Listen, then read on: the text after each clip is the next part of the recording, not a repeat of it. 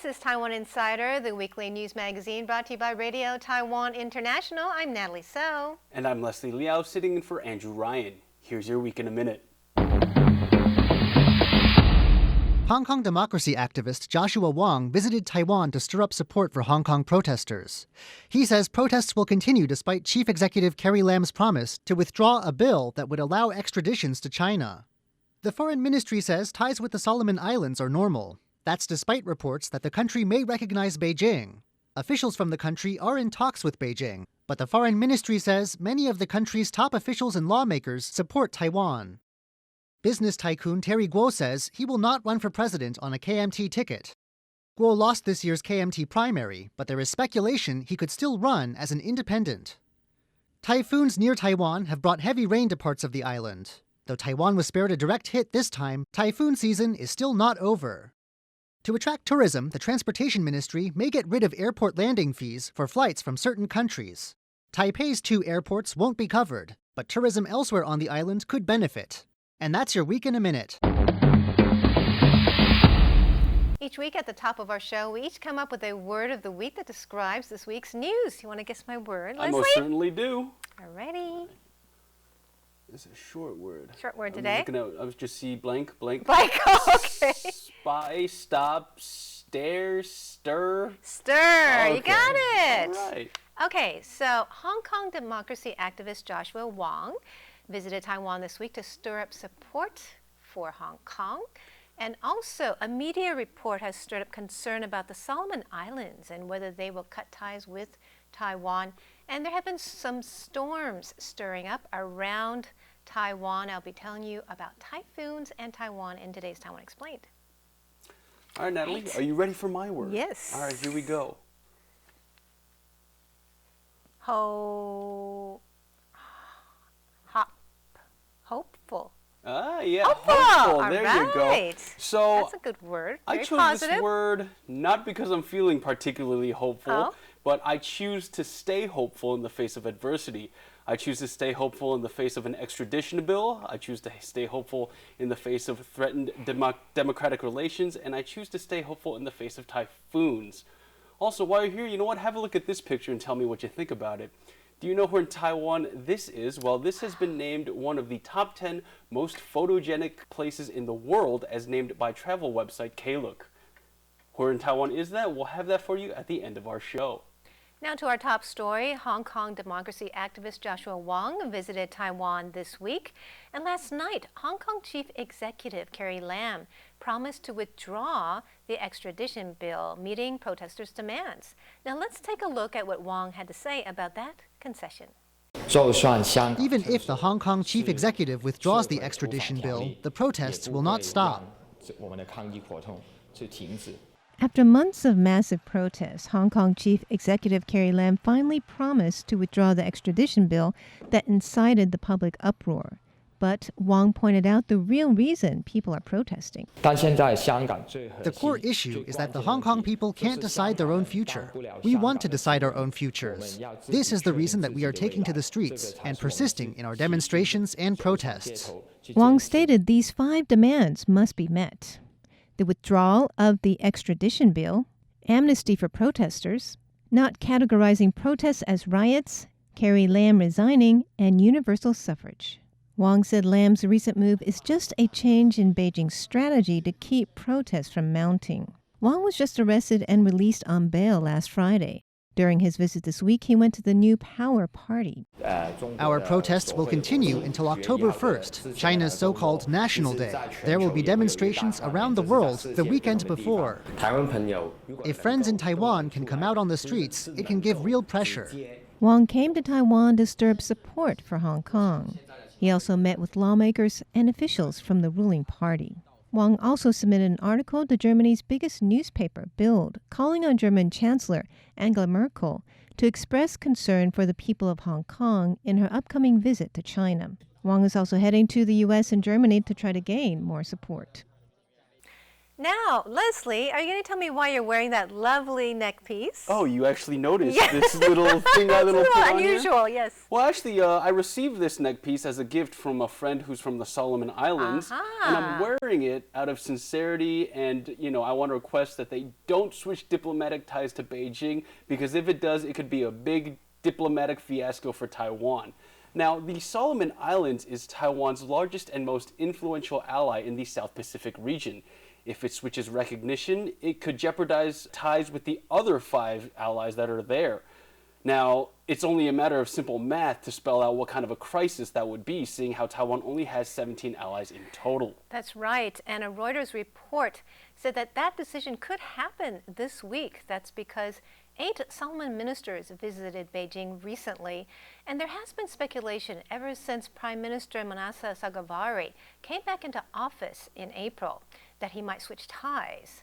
But our foreign ministry says that many top officials and lawmakers in the Solomon Islands support Taiwan. Recently, Joseph Wu went to the South Pacific and said that ties are strong and normal. They also signed a visa-free agreement with the Solomon Islands. So, I don't know. What do you think? What's your bet, Leslie? Anything could happen? What was my word of the day again? Hopeful, that's right. Yeah, hopeful. That's right. I'm trying to stay hopeful, trying to stay positive, hoping that, they'll make a sound decision. I'm not going to say what that sound decision is, but I'm still hopeful. Yeah, we hope so too. And also, I don't think it's a good idea for Beijing to steal an ally at this time from Taiwan, because we're right in election season. And people might get really upset, and they don't like to be pushed around here in Taiwan. They might just vote for the person Beijing doesn't want them to vote for, right? That's right. And it's not only election season in Taiwan, it's also typhoon season. Now, this week, Taiwan was on the lookout for 2 typhoons, which is Typhoon Lingling and Typhoon Jianyu. And also, Hurricane Dorian battered parts of the Western Hemisphere. And so today we'll be talking about typhoons and hurricanes, what they are, and why we get them in Taiwan. That's the topic of today's Taiwan Explained. In today's Taiwan Explained, I'm going to tell you about typhoons in Taiwan. All right, Natalie, you got 1 minute on the clock. Are you ready? Yes, I am. Here you go. Okay, typhoons, hurricanes, and cyclones are actually the same thing. They are rotating tropical storms with 2 ingredients: energy from warm water and winds of at least 118 kilometers per hour. Now, they have different names according to the area of the world they are in. They all are formed near the equator where the waters are very warm. Now, Taiwan's typhoon season is from June to October, and we're currently in peak season. Now, from 1911 to 2018, Taiwan had 366 typhoons with about 3 to 4 a year. Taiwan divides typhoons into 3 categories. A tropical storm has winds from 62 to 117 kilometers per hour. A moderate typhoon has winds of 118 to 183. And an intense one has winds of at least 184 kilometers per hour. Now, typhoons can wreak havoc on roads, crops, and lives, but they can also bring much needed rain. Wow, right on the buzzer. Are you right on the buzzer? Okay, I didn't know. But yeah, it's been raining like crazy these past 2 days. That's right, it's the typhoons, and sometimes they do bring needed rain. Absolutely. So sometimes they're good for us, sometimes they're not so good for us. All right, well, thank you so much, Natalie, for that great explained. I learned a lot. Next up, Taiwan by Number. Now, every week in Taiwan by Number, we introduce a facet of life by way of one number. This week, I'm going to teach you about Taiwan's biggest night market, Fengjia Night Market. Now, Natalie, I already told you Fengjia Night Market is the biggest one in Taiwan. Do you care to guess exactly how many, not exactly, but do you care to guess how many estimated stalls, businesses, and other little small shops there are in there? Wow, I didn't know it was the biggest. I thought Suling Night Market was the biggest. I'll guess around 600, because I think Suling has about 500. Okay, around 600. That's a good guess. But first, before we do that, I want to show you guys one thing really quickly. Night markets, they're usually open daily. Some are opened 2 to 3 nights a week. But I'm going to show you a really, really big night market that's only opened once a year.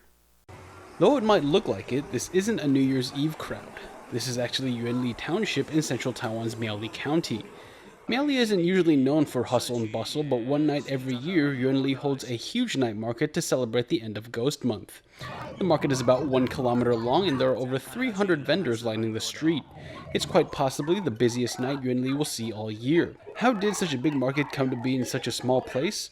On the last day of Ghost Month, Yunli's markets started coming together, holding a huge festival for ghosts returning to the underworld. The celebration drew large crowds, and it's since grown into a local tradition. One local restaurant owner says that business blooms this time of year, if only for one night. If you missed this year's market, you'll just have to wait again until the next time Ghost Month comes around. Did you see that? All those lights? That was crowded. When I saw that video, I was like, wow, that's a lot of people. Yeah, it's actually quite beautiful sight. It looks so much longer than 1 kilometer. Okay, anyway, so before the video, I asked you how many stalls, shops, and little vendors do you think there are in Fengjia Night Market? You guessed 600. All right, I'm going to show the answer right now.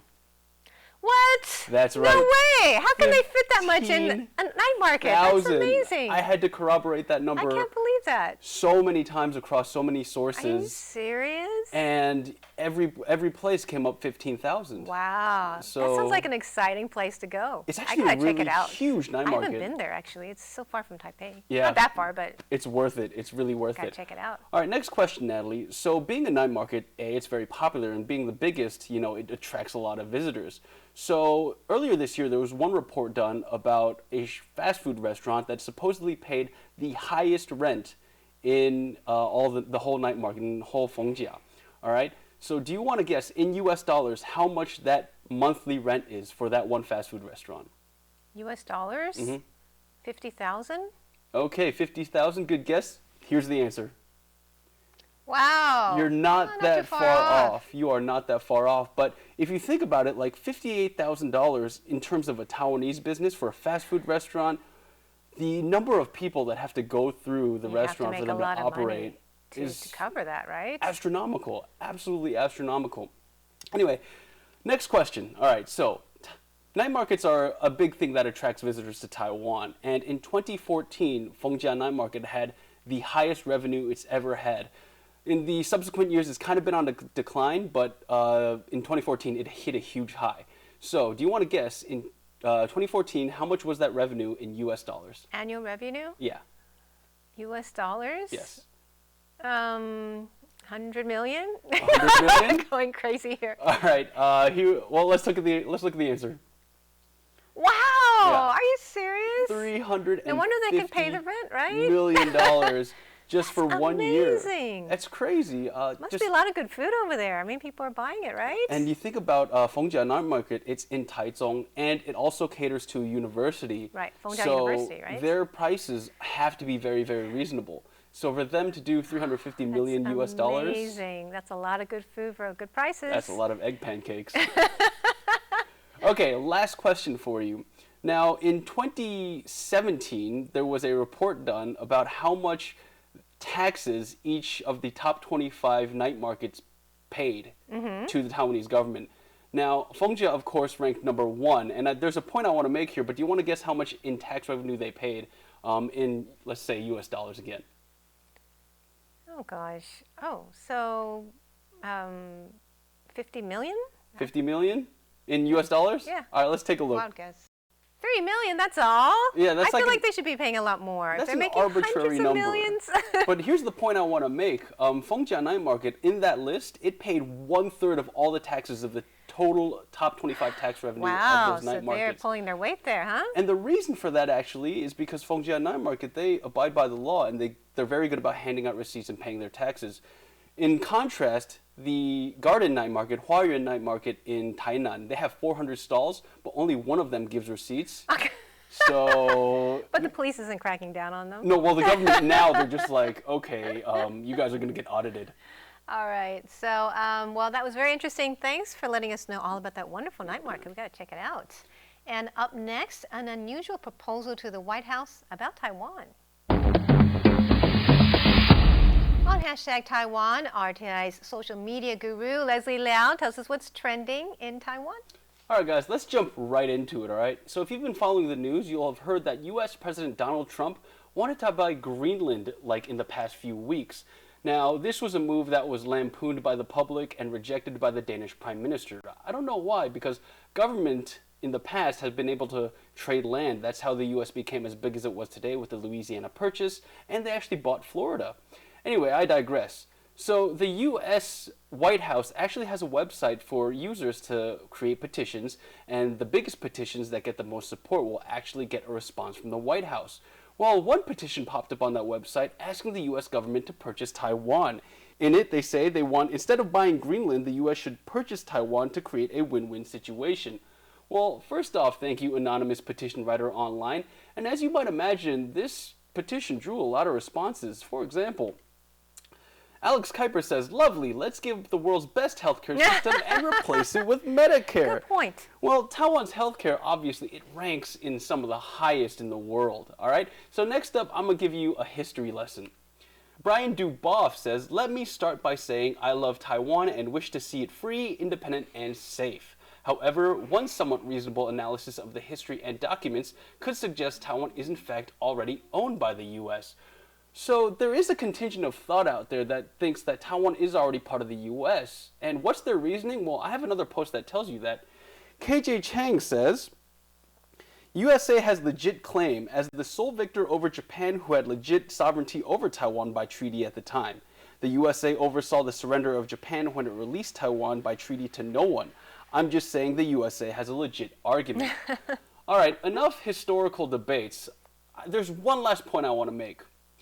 David Edward Lane said, absurd. It is a laughable absurdity to speak of the purchase of 24 million lives, their cultures, and all that the nation is, produces, and provides. The Trump administration is the most debased, disjointed, and dangerous in modern U.S. history. Now, here's the thing, though. President Trump nor his administration came up with this petition. Somebody online did. However, it doesn't seem like there's going to be much of a next step anyway. In order for the petition to get a response from the White House, it needs 100,000 signatures before September 26th. Now, right now, it only sits at less than 700, so it doesn't seem like it's going to hit that milestone.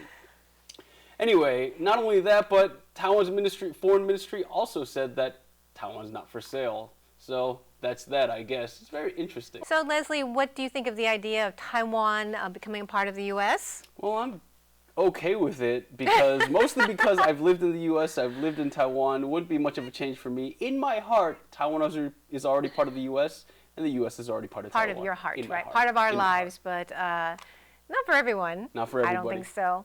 Well, interesting idea, though. Not getting much traction, though. That's it for hashtag Taiwan. Do follow us on social media and leave a comment below. We would love to hear from you.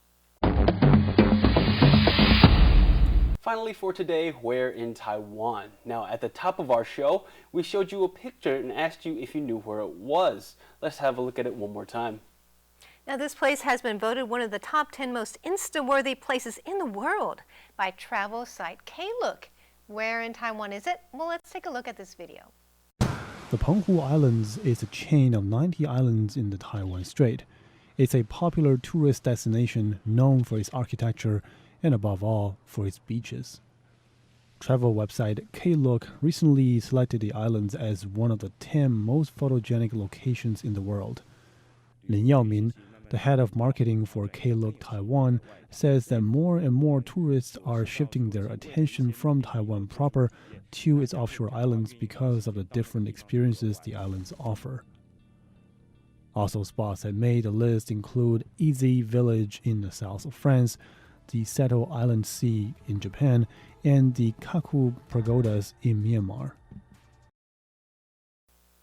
Well, did you know that Penghu itself has around 90 islands? That's amazing. There's a lot to see out there. There's so many beautiful ones out there. I know. Gotta check it out. I've never been. Anyway, if you're interested, there's a subsidy going around, 1,000 new Taiwan dollars for a hotel stay. And if you're going to the outlying islands, it applies to any day of the week. Well, that's a good deal. Oh, yeah. It's a good time to go to Penghu or anywhere else. And we do hope you enjoyed this week's Inside Look at Taiwan. Do leave a comment below. Let us know what you think of the show. We would love to hear from you. For Taiwan Insider, I am Natalie So. I'm Leslie Liao. See you next week.